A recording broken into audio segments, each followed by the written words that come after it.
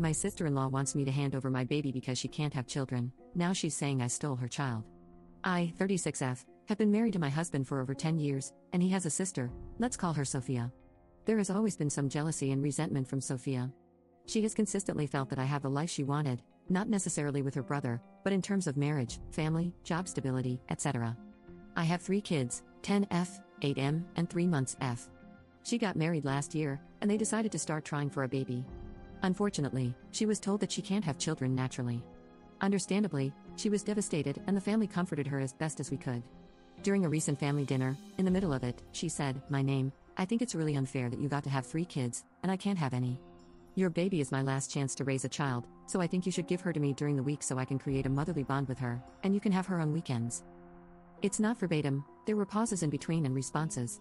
So after she said the first sentence, I looked at her like, "WTF did you just say?" Then looked at my husband, and he asked her what she's talking about. She ignored him and continued speaking directly to me. I didn't want to detail every aspect of the conversation.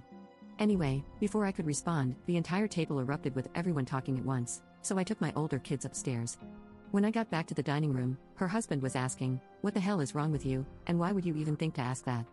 She was trying to justify herself when I asked them to leave. I also said that she's no longer welcome at my house or around my children until she gets help.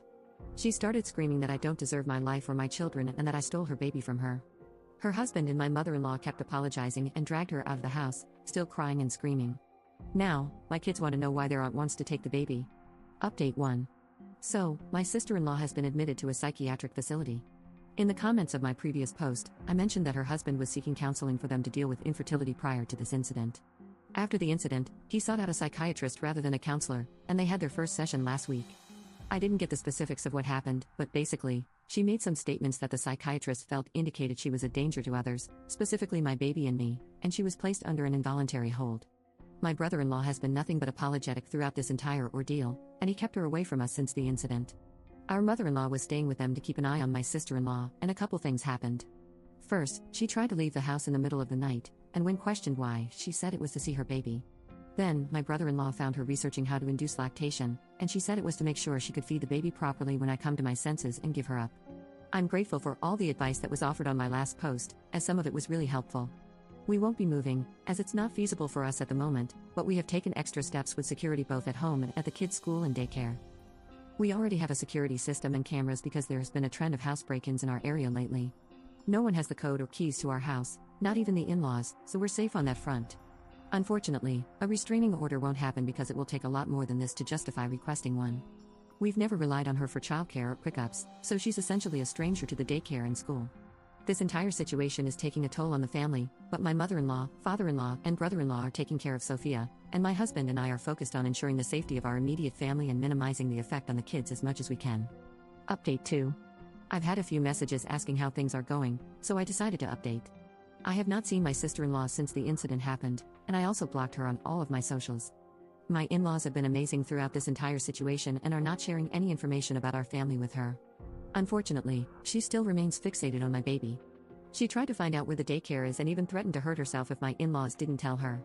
This led to another stint in the psych ward. She wrote me a letter begging me to be fair and let her see her baby. I didn't actually receive the letter, though. My mother-in-law read it and just gave us the gist of its contents. Sophia's husband is working with her psychiatrist to see how best she can be helped, but he has said he doesn't know how long he can deal with this, but he's giving it 6 months to see if she improves. If she doesn't, then he may consider other options. Understandably, not everyone is equipped to help someone through a mental health crisis. I suggested a therapist to him because he's been very focused on her mental health but hasn't considered his own. Hopefully, the therapist will help him deal with the situation. I don't think he's hard and fast with that timeline because he said it at a point of frustration. It's just been a lot for him to deal with. They've only been married a little over a year. It's a very sad situation for her, and I had hoped she would be able to deal with whatever is happening. At this point, we're completely no contact with her. We explained to our older kids that their aunt isn't well, so she won't be around anymore. We still see my mother-in-law and father-in-law regularly, so I'm grateful we didn't have to cut them off. We spent the holidays with my family, and it was all very nice and uneventful. We're still on alert in case she escalates, but the hospital where she's warded isn't near us, and they don't live near us either. So we've accepted this as our new reality and are operating accordingly.